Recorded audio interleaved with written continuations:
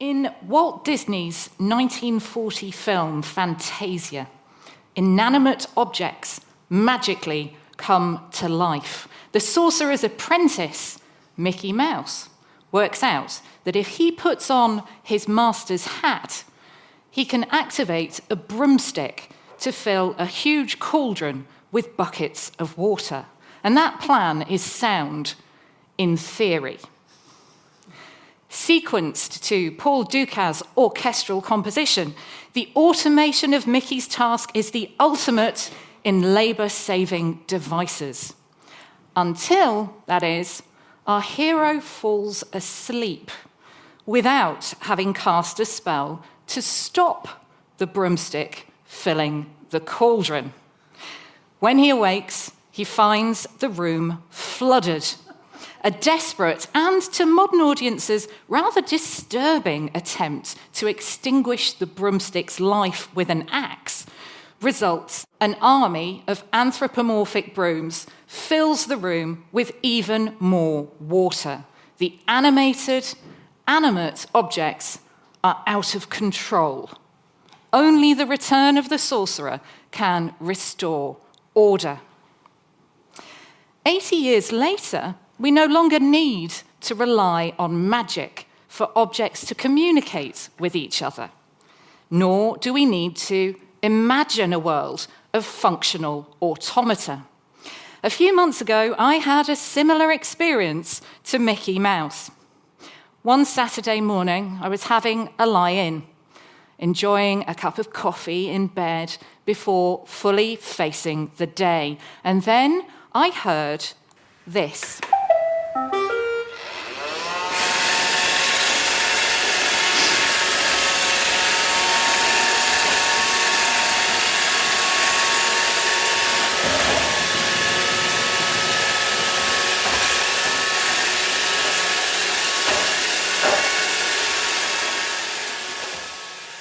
Now, I couldn't work out what that was.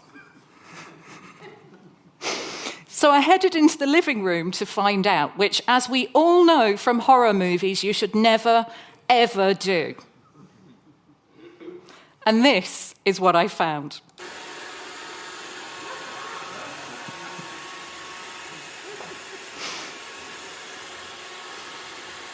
Exit stage left, pursued by a vacuum cleaner, which had clearly sprung into action. And this was all well and good, but I had absolutely no recollection of asking it to. The Gresham College lecture that you're listening to right now is giving you knowledge and insight from one of the world's leading academic experts. Making it takes a lot of time, but because we want to encourage a love of learning, we think it's well worth it. We never make you pay for lectures, although donations are needed. All we ask in return is this. Send a link to this lecture to someone you think would benefit, and if you haven't already, click the follow or subscribe button from wherever you're listening right now. Now, let's get back to the lecture. For those of you wondering whether I really do walk the walk of the nutty IT professor, I hope this does reassure you that I do indeed conform to the stereotype. My robot helper had not, in fact, gone rogue. In my bleary state, it took me a moment to realise that this was entirely my fault. The device's operations are controlled by an app on my phone, and when I took delivery, I had set some test tasks about which I had evidently forgotten. My domestic bliss had been disrupted by human error. My vacuum cleaner is part of what's known as the Internet of Things, IoT. Billions of connected, smart devices. In fact, over 15 billion of them in 2023. And that's expected to almost double to 29.5 billion by 2030, according to the market insights company Statista. So right now, there are 2 connected things for every human on the planet. And in 7 years' time, there will be 4 for each of us. Another projection in a 2019 report for Business Insider estimates that there will be a whopping 64 billion connected things by 2025. So what kinds of things are we talking about, and how do they communicate? Devices on and in our bodies use Bluetooth, and it's a short-range wireless technology which enables devices to pair with each other. It's how your headphones and your fitness tracker communicate with your smartphone. And in my previous lecture, Brain-Computer Interfaces, we saw how neural implants use it to communicate brain signals. It's also the standard communication method for remotely controlled sex tech, which we'll explore in more detail in my next lecture, Sex and the Internet, which I'm reliably informed is already sold out, but please feel free to try and get a ticket. Increasingly, our homes contain devices that communicate with each other using Wi-Fi. And here are the results of a survey conducted in 2020 by University College London and Neighbourhood Watch of 20,784 people in the UK. And we can see that the majority of respondents reported having a smart TV, and half of 18 to 30-year-olds had a smart speaker. I strongly suspect that these percentages have increased since then. And when we add thermostats, doorbells, security systems, games consoles, baby monitors into the mix, it's clear that many of us already have domestic internets of things. Baby monitors and games consoles aren't the only connected objects aimed at engaging with children. Smart toys use Bluetooth to connect to another device or Wi-Fi to connect to home networks. Apps on our mobile devices now enable us to control lighting, sound, heating, security, and other domestic operations. For some of us, our phones and tablets are also processing hubs for machine-to-machine communication between our connected appliances.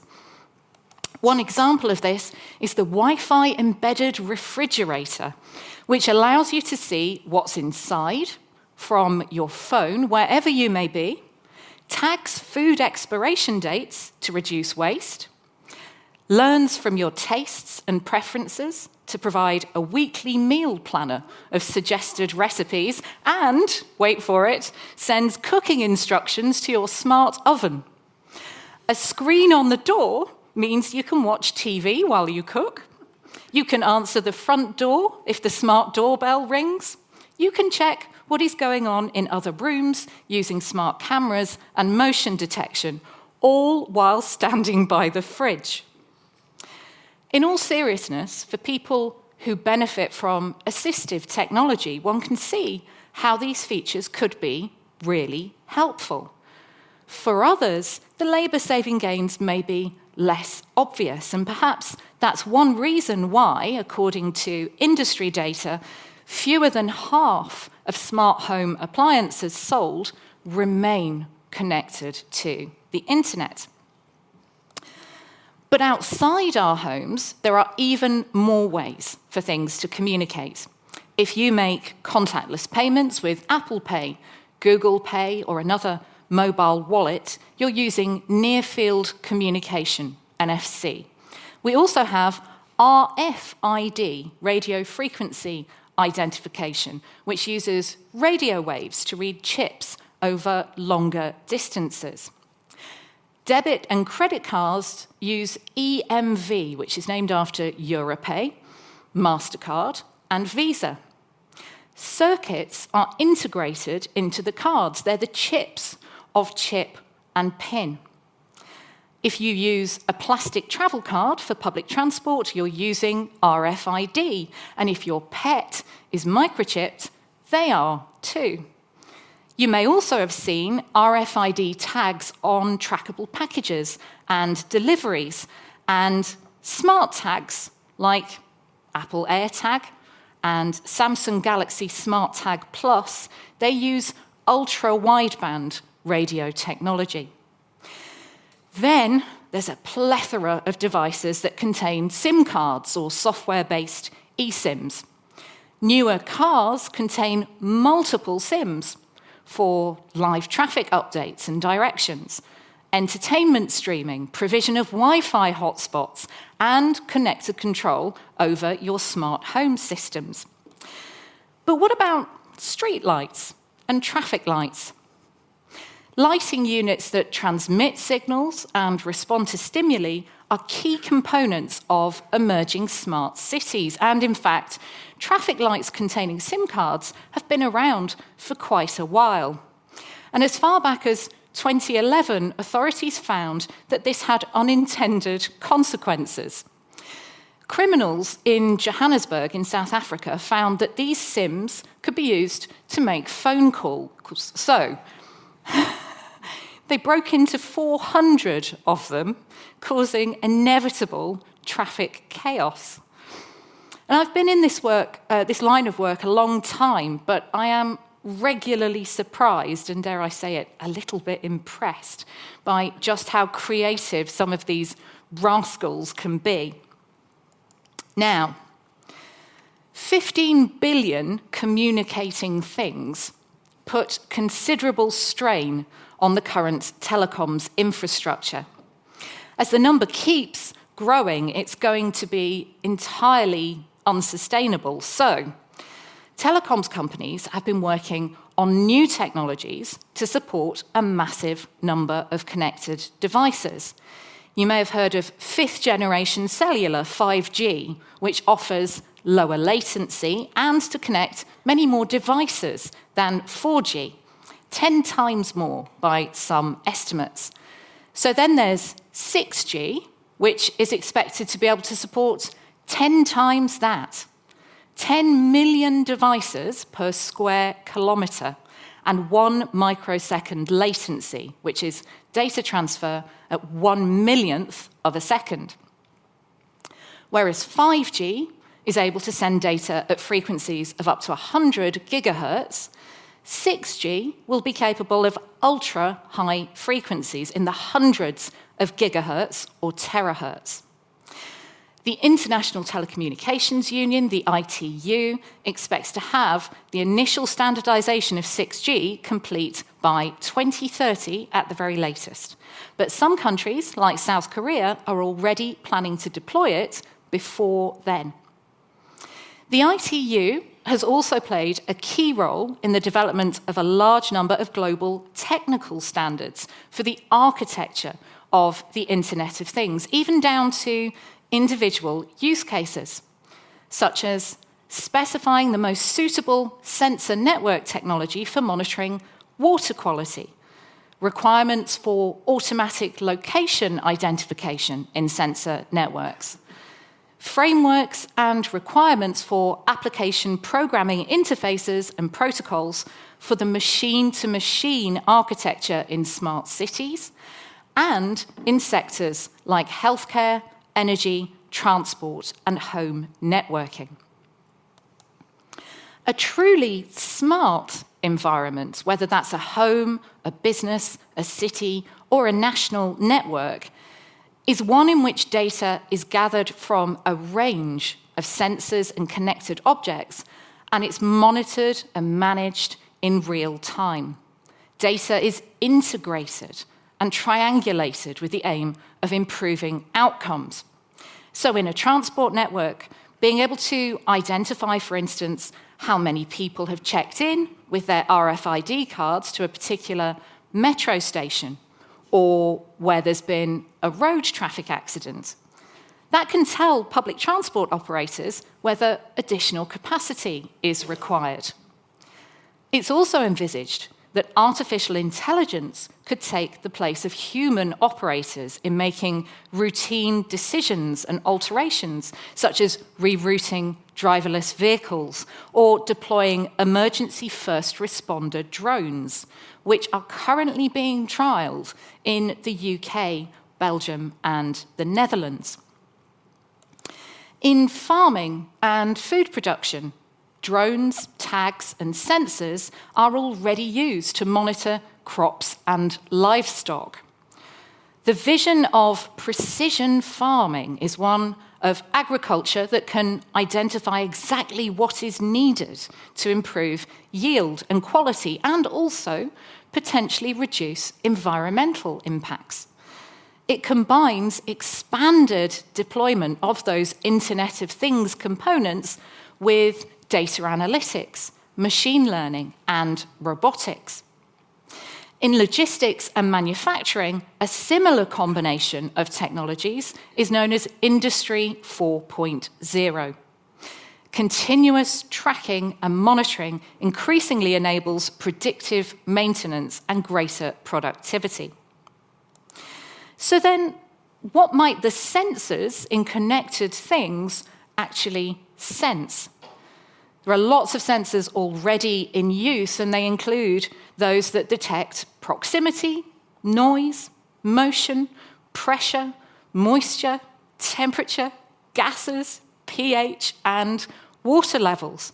Objects can also be fitted with gyroscopes, accelerometers, and optical sensors. An electric vehicle prototype announced by Sony and Honda earlier this year and set to go on sale in North America in 2026 boasts over 40 sensors embedded in its exterior. Equipping cars with cameras, radar, LiDAR, and ultrasonic sensors takes us that step closer to a potential future of autonomous vehicles. Sensors might also cause objects to respond to external stimuli, as in the case of 4D printing, otherwise known as additive manufacturing. And what distinguishes 4D from 3D objects is their ability to change their geometric properties, transforming their shape over time. By printing objects with programmable materials such as hydrogels or shape memory polymers, they can be transported in one state or shape and transformed into another when stimulated, for example, by moisture, light, time, heat, or pH. At the micro level of our bodies, we could have stents inserted that could adjust their shape once they're in the right place when required. There's also a good deal of interest in 4D printing for space missions, where remote activation of objects could dispense with the need to transport heavy machinery such as booms and antennae, thereby reducing the overall weight of materials. And this is an important consideration for space tech leaders like Elon Musk. If you are playing Musk Bingo, which I know some of you in the audience do play, now is the time to mark your scorecard. He's got an ambition to get 1 million people to Mars by 2050. And regardless of whether you think that is likely, half of all the satellites in space are owned by his company, SpaceX. And to give you an inkling of how that is changing so quickly, when I checked that statistic for a lecture this time last year, it was a third. So a lot can change in 1 year in tech. And it's certainly the case that low Earth orbit satellites, like these Starlink satellites above Ukraine, and constellations of tiny picosatellites, are expected to provide critical communications infrastructure for the massive Internet of Things. Just to give you an idea of the scale here, this Picasso satellite shown is 30 centimetres long. So it's the length of what? A standard school ruler. Now, connected, communicating devices generate data, which needs to be processed. Rather than sending massive and ever-increasing amounts of data back to proprietary company or government servers, the Internet of Things already makes extensive use of cloud computing. Practically speaking, This means that much of the world's processing for the Internet of Things depends on the largest cloud providers based in the US and, to a much lesser extent, in China.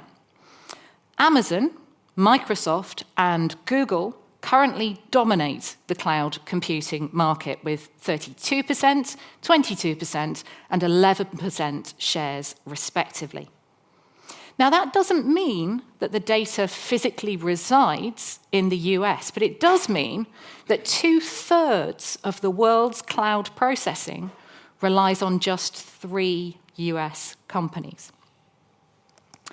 Whereas cloud computing hosts applications in data centers, as the name suggests, edge computing hosts applications at the edges of the networks, closer to the end users. So when fitness trackers and smart home technology use our phones as processing hubs, that's edge computing. And in industrial settings, single board computers are very widely used, like this Raspberry Pi. And in 2020, the Raspberry Pi Foundation announced that the industrial market accounted for 44% of its total annual sales worldwide. But with all this processing going on, power consumption is an inevitable and understandable concern. Low power, wide area network, LP1, is a networking protocol that has been designed to allow communication between connected things at a much lower bandwidth, between 0.3 and 50 kilobits per second, compared to 5G's peak data rate of 20 gigabits per second. But even at those lower rates, a power source is required for communication and processing. Huge numbers of smart devices depend on lithium batteries, which need to be changed or recharged. It is possible to recycle these, but the prospect of even more billions of connected things inevitably threatens further depletion of the world's minerals. So, several manufacturers are working on battery-free processors, which harvest energy from radio waves, and devices that draw thermoelectrical energy from their environments. The sheer number of connected objects is already massive by anyone's standards. And in that respect, what we've been exploring until now is just the Internet of Things in general.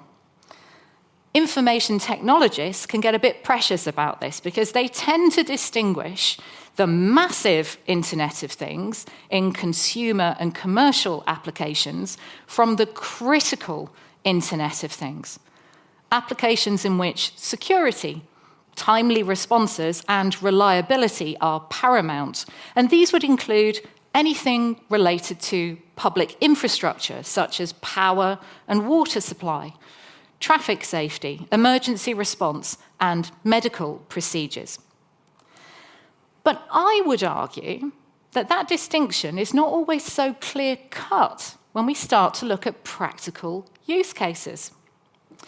Smart electricity supply certainly constitutes critical infrastructure, and it makes use of dedicated communications networks. But in order to be efficient, it relies on smart meters installed in our homes, reporting usage and demand. That domestic electricity supply may power a car that will make its way through a smart urban traffic system, and that car will interact with and respond to personal, local, municipal, and critical networks and stimuli. And as we've seen, some of the biggest perceived gains of proposed smart solutions come from that integration, or at least that triangulation, of personal, public, and private sector data sets, bridging those traditional divides between private and public life. In Singapore, where the world's first self-driving taxis launched in 2016, and where robot police officers have been interacting with members of the public since 2021, the Collected Life home monitoring solution uses a citywide, decentralised data exchange to share information on elderly citizens' health and well-being with family members, with healthcare providers, with insurance providers, and the government. And in Fukuoka, in Japan, a systematic care model for elderly people with dementia combines data from door-to-door visits by public workers and service providers with care tech apps and monitoring using personal tracking devices. So interoperability and integration do promise greater insight and greater utility, but there's clearly a balance to be struck. Wherever there are large data sets of individual citizens' movements and behaviour, there is potential for our right to a private life to be compromised in the name of efficiency. In 2021, the UK government conducted a 5-month proof of concept trial on a motorway junction near Birmingham, in which CCTV and wireless technology were embedded in streetlights. This isn't a smart streetlight, by the way, it's the very dumb streetlight outside my house, which doesn't come on or switch off when it's supposed to. And when it fails, I have to call someone to come out and manually repair it. So, in principle, smarter streetlights sound to me like a jolly good idea. The government's proposal is that processors in streetlights could be used to communicate with autonomous vehicles. They could push out traffic updates and information on speed limits along the national highways network.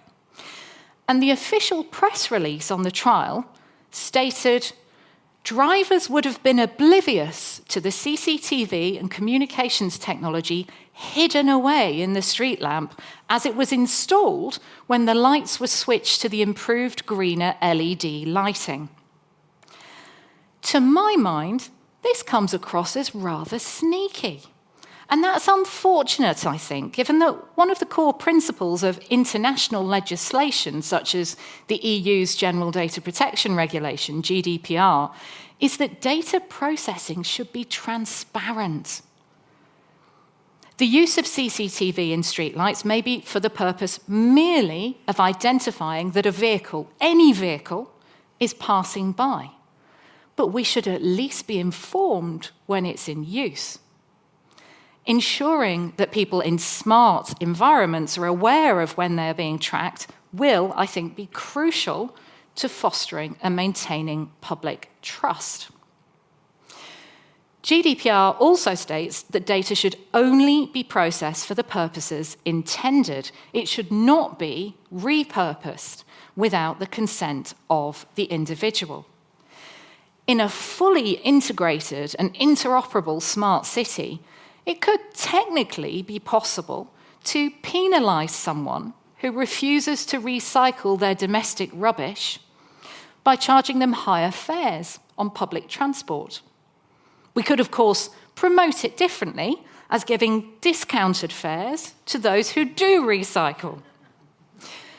But there are current signals of this kind of data aggregation and use, and they can be found in China, where a social credit system has been spearheaded by local governments. For example, in the city of Rongcheng, each adult resident is given a score, a starting score of 1,000 points. Credit may be lost for traffic violations or earned for voluntary service. And high scorers are rewarded with perks, such as free bicycle rental and heating discounts. So citizen conduct has been gamified through data collection. And as with so much in IT, where something is technically possible, governments have the power to decide whether it is legally permissible. Connecting billions of devices, often different types of devices, to each other also prompts the question of who is responsible for securing them. Is it the device manufacturer? Is it the end user? Or is it both? When it became apparent a few years ago that large numbers of smart home devices and smart toys among them either did not require passwords or had universal default passwords that allowed criminals to gain access to any device, governments raced to regulate the market. And some smart toys were actually banned by telecoms regulators for failing to protect children's data. Here in the UK, the Product Security and Telecommunications Infrastructure Act, passed in 2022, has outlawed consumer smart devices with universal passwords, and manufacturers now need to be transparent about any potential security vulnerabilities, and they need to commit to providing software updates for the declared lifespan of the products. Regulation gives governments powers to enforce against manufacturers that don't comply. And over time, of course, the hope is that it will deter manufacturers from engaging in practices that result in their products being banned. But what it doesn't do of itself is eliminate the risk to users. Securing all of the individual endpoints is important because vulnerabilities in even the dumbest of connected devices can be exploited to gain access to paired devices and networks. In the cybersecurity industry, we've seen Internet of Things botnets, networks of many thousands of devices like printers and home routers that have been hijacked by criminals. And one of my favorite cases came to light in 2017 when a casino in North America was hacked through the internet-connected thermometer in a fish tank in their lobby. The criminals managed to steal 10 gigabytes of data from the casino's network. And I can't tell you whether the casino's management knew that the thermometer was vulnerable, but it does raise a key question about awareness. Because if end users are responsible for securing endpoints in the Internet of Things, we need to know that, and we need to be told how. And I'm going to share with you a very personal story that I hope will serve to illustrate this point. In early 2012, I found myself standing in my dad's kitchen on the south coast of England, and I was living in the Netherlands at the time, working for Europol, the European Police Agency. The all-too-rare occasions when I returned to the UK gave me an opportunity to check on my dad's health. At the age of just 35, he had suffered a massive heart attack, and he had received one of the world's first triple heart bypass operations. And thanks to this procedure and to some superb follow-up care, his life was prolonged by an incredible 28 years, during which he benefited from further incredible medical advances. On the occasion of my visit, he proudly showed off a pacemaker defibrillator that had recently been implanted under his skin just near his collarbone. And he explained to me that it communicated wirelessly with a base station on his bedside table, which then used his home internet connection to report his heart function to his local hospital. This allowed my dad's cardiologist to monitor him continuously and remotely. The defibrillator component was designed to deliver a shock to reboot his heart if it began to struggle. And once I had duly marvelled at the wonders of modern medicine, and it was truly marvellous, we went to sit down in the living room from where we could see his rather old, rather clunky desktop computer. And this reminded him to ask me for some help with something that had been irritating him a bit. He said, "You're good with computers, aren't you?" And if you work in IT, you know that is a phrase that fills all of us with dread. Never say that to people at parties, please. My dad said that his computer had been running really slowly ever since one of the step-grandkids had downloaded some games from the internet. And as a cybercrime analyst, I knew that downloading games from dodgy websites was one way that computers could be infected with malicious software. So I asked my dad whether the computer's antivirus was up to date, and he confessed that he hadn't bothered to renew the subscription because he didn't really understand what it did, and he'd decided it was probably a waste of money. So an intelligent, very capable man who ran his own business in the motor trade somehow hadn't understood the implications of his home computer sharing an internet connection with a device that was monitoring his vital signs, and that keeping that connection clean and secure would somehow prevent criminals interrupting reports to his doctor. So during the same cup of tea, which, as we all know, is a recognised measurement of time in the UK, I proceeded to explain this, to update the software on my dad's computer, and to impress on him the importance of keeping it updated. And it occurred to me that there were likely to be many others for whom the implications of being part of the Internet of Things were far from clear. In fact, already by the time of this conversation, there were millions of people walking around with connected pacemaker defibrillators inside them, and millions more with connected continuous glucose monitors and insulin pumps, all of whom depended on their correct functioning. Now, there is nothing inherently wrong with these implantable devices. And if you have one, I promise you, there really is no need to panic. They are undoubtedly bringing you huge benefits. But perhaps I might suggest that for you, it is even more important to take a few basic digital hygiene measures, like making sure that the software on all your devices is up to date, having different strong passwords for all your accounts. And if this sounds familiar to some of you, you will remember that, of course, you can find that practical guidance in our Cyber Shorts series of videos on the Gresham website and on YouTube. It is just basic cybersecurity and online safety. That's all you need to do. So how did this end? Well, my dad passed away a few months after that conversation, but you will be relieved to hear that he was not assassinated through his pacemaker. As far as we know, this is still the stuff of fiction, as in the storyline in the TV series Homeland, which reportedly was based on former US Vice President Dick Cheney's concerns about the connectivity of his own pacemaker. But even after my dad's death, the bionic part of him remained a subject of confusion and debate.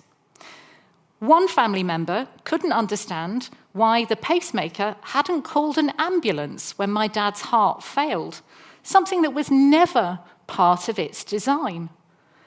As is often the case with technology, we can find ourselves caught between a lack of awareness about what it does and hyped expectations of what it ought to do.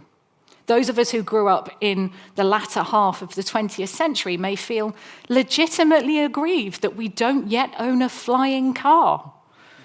That doesn't mean it will never happen, just as the pacemaker of the future may well have the capability to summon an ambulance, or drone, or first responder robot.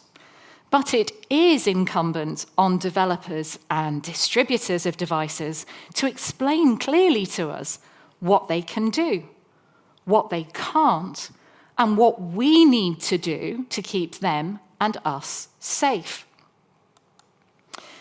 It's become fashionable to refer to the Internet of Things as the world's digital nervous system. And I think it's a useful analogy, in that, much like the human nervous system, it can be difficult to discern with the naked eye. The electrical impulses are very much under the surface.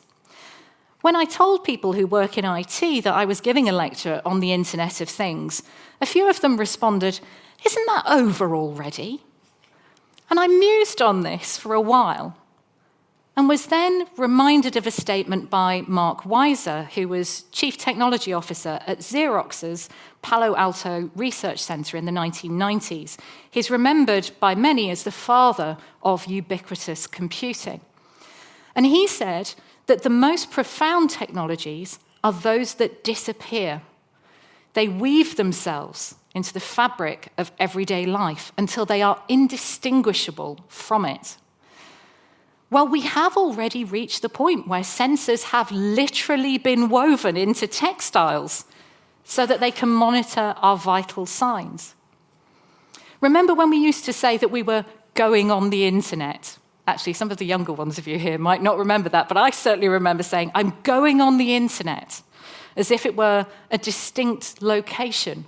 It reflected the fact that we would most likely have to physically move to the part of the house or the part of the office in which there was the one desktop computer that was connected. We no longer say we're going on the internet because it's all around us. We haven't quite reached peak saturation, and there are evident teething troubles, the most visible of which are perhaps recent traffic jams and accidents caused by driverless taxis in cities where they are being trialled. But progress is clearly happening. We just have to make sure that we keep looking. Capturing and analysing data from billions of physical items in real time highlights yet another respect in which digital and physical realms are converging. The Internet of Things is clearly also the Internet of humans, equally the Internet of plants, and the Internet of animals, as in this research project, which equipped ants with RFID. The prospect of large numbers of things with the capacity to respond to stimuli without direct human intervention also raises similar questions to those currently being asked of artificial intelligence. How will we ensure that the future Internet of Things operates safely, securely, and transparently?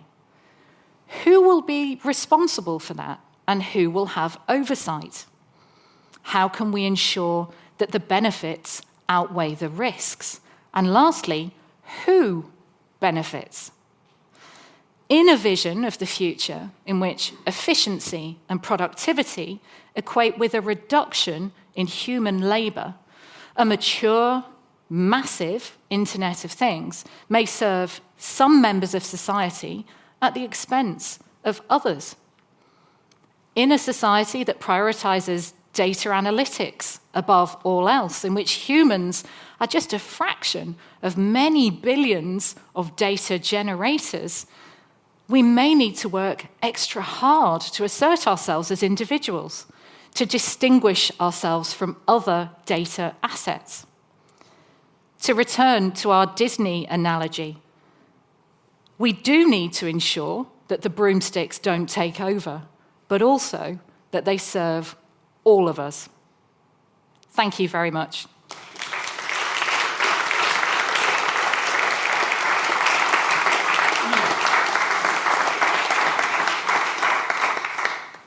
Thank you very much. I've got some great questions, and I'll start with the ones online. So from Malcolm, since Alexa and other systems can detect sounds, and Amazon and Google happily farm my data, should I be careful in the kitchen in case the fridge is listening? Goodness, it depends what you're talking about, really, doesn't it?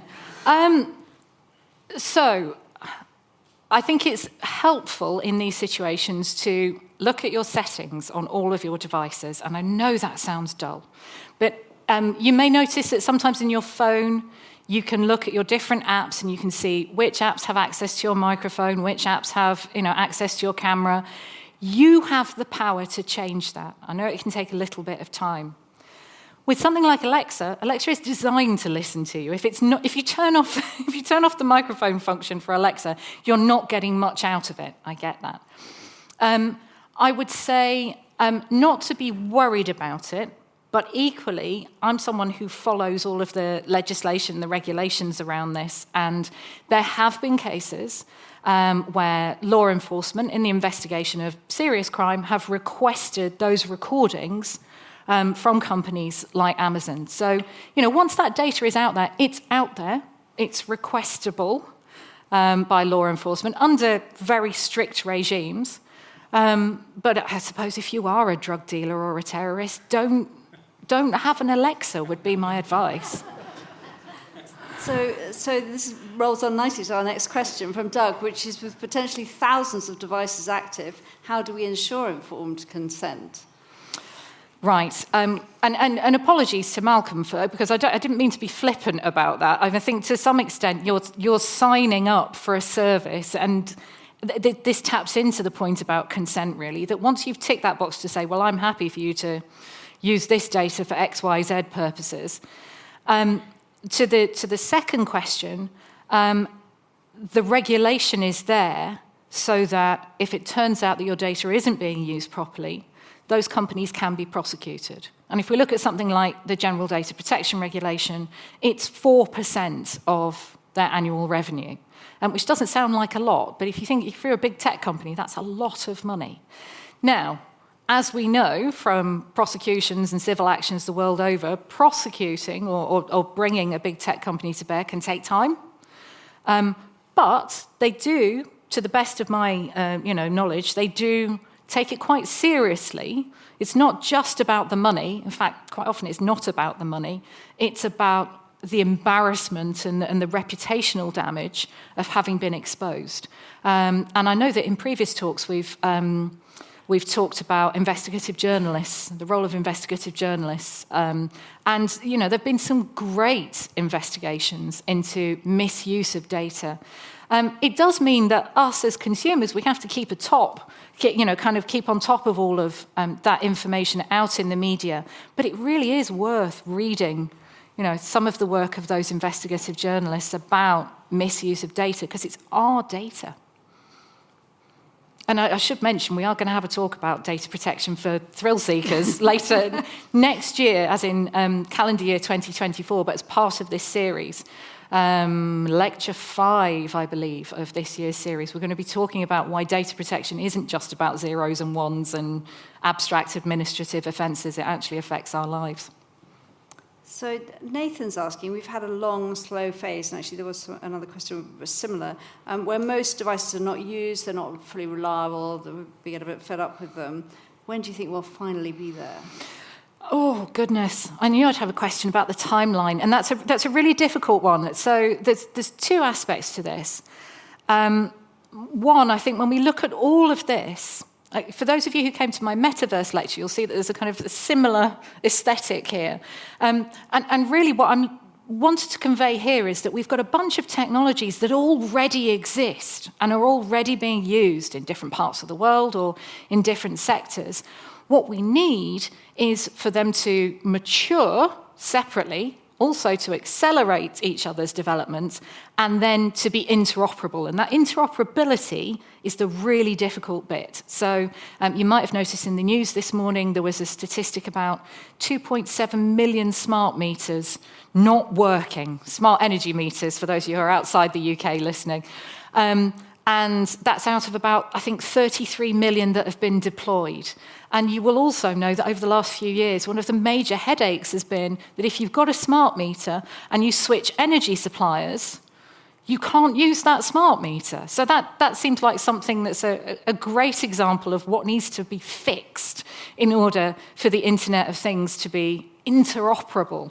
When we're looking at something like autonomous vehicles, yes, we've had some legislation introduced in the King's Speech at the opening of Parliament, the Automated Vehicles Act.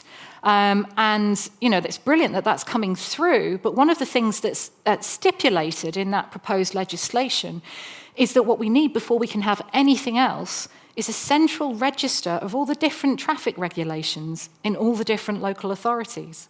Because if you don't have a central published register of that, autonomous vehicle manufacturers and public transport networks, they can't all be singing from the same hymn sheet of what's permissible in a particular town or a particular village. So there's lots of infrastructure that we still need to have in place, and that's a very long-winded way of getting out of putting a timeline on it. But I do think that timeline of 2030 for introducing 6G is going to be really interesting, because if we hit that target in some countries around the world, in the same way that we've hit the 5G target in some countries around the world, that will just enable a lot more connections, and it will enable greater interoperability. Because the other thing is, once we've got all the connections and you've got all the different towns having their different things, who is going to be in charge? So if you've got your smart city, you've got the different Tesla, whatever, different manufacturers, who is going to run the whole place, I suppose, even within a city or a town? Well, that's it. And I think one of the things we're seeing in information technology more generally in all different aspects of IT is this trade-off, or this kind of face-off even, between centralization and decentralization. So even thinking, going back to the metaverse, which is, enabled by the Internet of Things, connected devices, there's a sense of, there are the big 4, big 5 tech companies have the money, and you could apply this to AI as well, of course, you could apply it to anything in IT. They have the money to develop and really spring forward with the technology. But at the same time, I'd like to feel we can be quite idealistic about this and say, well, going back to my very first lecture of last year, who owns the internet? Well, we all do, or we all should do. But who controls it is sometimes a different answer. But I'm certainly seeing that tension again and again in different aspects of IT. Yes, and going on from that, what about the rogue states, or internet, all these connections getting, or any one of these connections getting into the wrong hands? Getting into the wrong hands, being the targets of nation-state attacks or state-sponsored, state-affiliated attacks. But equally, one of the things that I've been tracking for a few years in my work is looking at rogue states with kind of rogue internet domains, that there are certain countries where it's easier to be a cyber criminal than others. So it's not impossible, and it may already be the case, so apologies if you already know that this is happening. It may already be the case that, there is a bunch of people with a load of Raspberry Pis or similar single-board computers using that processing power to launch cyber attacks. So this is my last one I'm going to take from here for now. It's overall, is the massive growth in the Internet of Things a good thing or a bad thing? Oh, goodness. So if I go back to my dad's example, I thought the fact that he had this pacemaker defibrillator was absolutely brilliant. So if connected technology is giving people longer lives, better quality of life, greater independence, let's say, in their home environments, if it is giving them, if it's making them, more connected, traveling around to places that they couldn't otherwise go, even on a consumer level, I think that is a fantastic thing. But we come back to, every information technology that is introduced, or every development in IT that is introduced, brings benefits and it brings risks.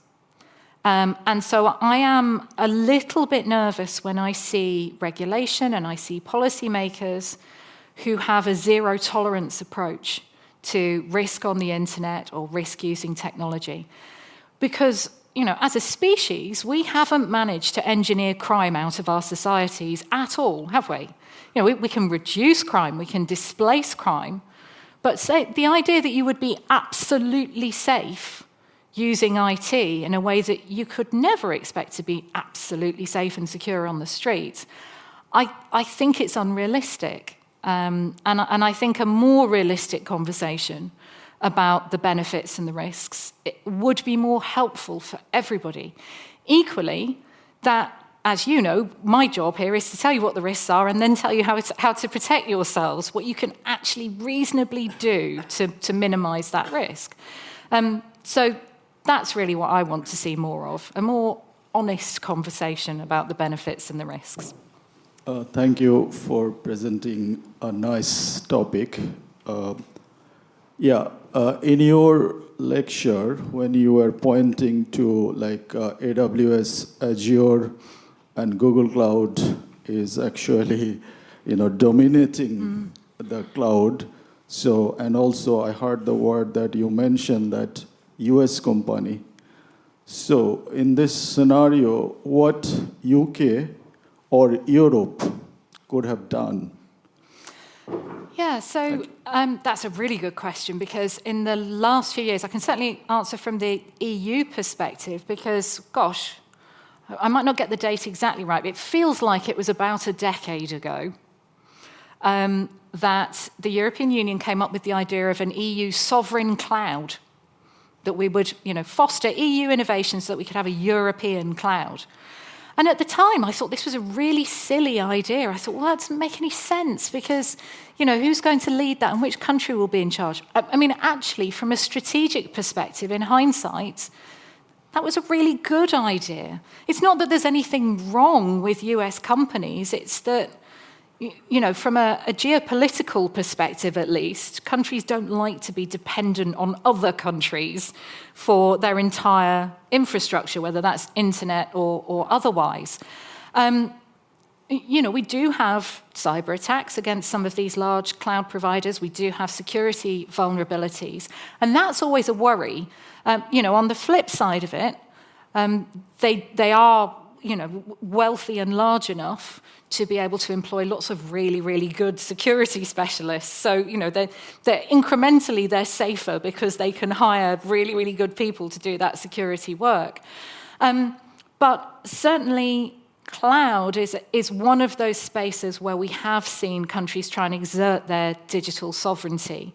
UK, this is a difficult one, because when it was part of the EU, it was able to buy into that, EU digital sovereignty as well.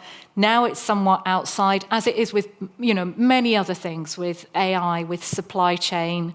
I think it's doing incredibly well from a startup perspective.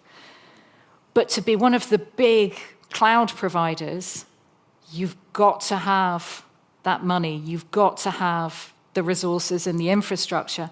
At the moment, that mostly rests with the US. To a much lesser extent, it rests with China. And what we see in China is that they're, to a great extent, serving their domestic market and their diaspora as well. Thanks very much for a great presentation. Who do you think we should be most scared of? Cyber criminals, government, or corporations? Oh, I don't like that question. I don't want you to leave feeling scared. So to try and answer that, I mean, that's sitting with me and me ranting at you for 8 hours about all of those, right? I think we need to be holding everybody to account to the best of our abilities. That when it comes to the internet, it's a little bit like when it comes to outer space or the old great game of conquering territory. Everybody has a dog in the fight. So we shouldn't expect any of them to not have an agenda. They might have our best interests in heart. They might say, quite understandably or legitimately, they may feel that they do have our best interests at heart. But companies, you can't get away from the fact that big tech companies do have to make money. Governments absolutely want to keep their citizens safe. But as we've seen, and as I've talked about in some previous lectures, around the world, they have different ideas about what that safety is. And they have different ideas about how they should control the information flows in their countries. And I think it's very difficult now, it's getting more difficult, in fact, to distinguish between the information control that, quote unquote, good countries like to engage in and the information control that rogue states like to engage in, or some of those not so good countries. I think the media has a role to play in this as well, because Scaring people sells. And I'm not a fan of scaring people. In the cybersecurity industry, that's known as fear, uncertainty, and doubt. It's the military terminology of FUD. And I don't actually think that makes people any safer. I think it just scares them, and I think it makes them buy a thing. A bit like with my dad. It made him buy a thing. He didn't understand what it did, so he didn't keep it up to date because nobody told him what it did to protect him. So I think we need to be questioning everybody when they talk about how cyberspace should be regulated or how technology should be governed, because they all have their own interests. Yes. Thank you for a great presentation. Thank you. We've heard a lot about UK productivity and how it's in the doldrums. To what extent do you think the massive Internet of Things will unleash UK productivity? And part two is, are we going to win that race compared to other states? Oh, gosh. So this isn't a politics talk, even though it may feel like one a little bit. I think it will improve productivity just as it is around the world. I don't see anything that is specifically UK best in class, will steal a march on the rest of the world. I think the UK is, even despite Brexit, actually, connected to the right kinds of providers to be able to make use of this in logistics and manufacturing, in agri-tech, in consumer tech.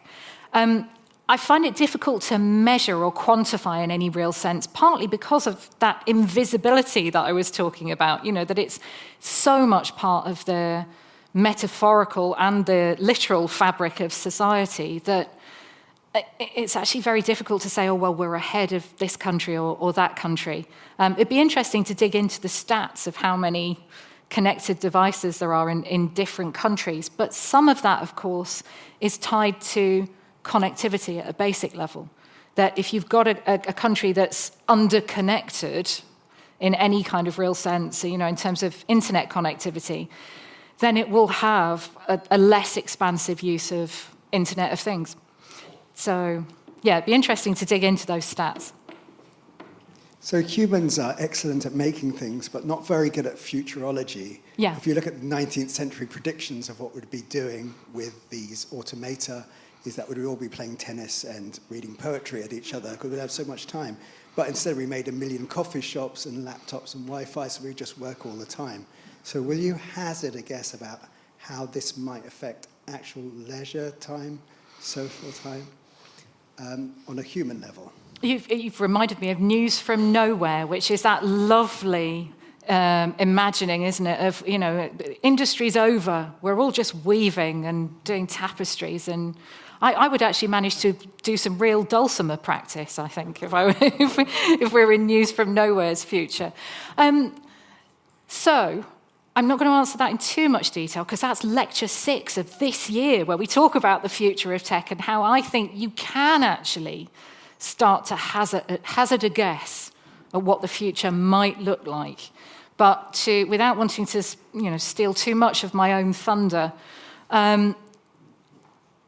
we are constantly told that you can't predict the future. We are constantly told that, well, we couldn't have expected that to happen. But we know what technology is being developed. We know what patents have been filed. It's like with AI. Yes, it's stealing a march on us, and we are surprised, and even the developers are surprised.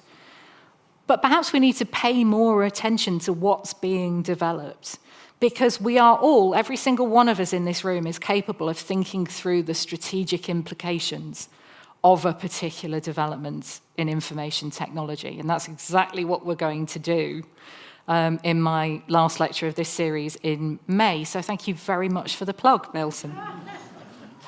And on that point, thank you very much, Victoria. Let's all join and give her a big clap. Thank you.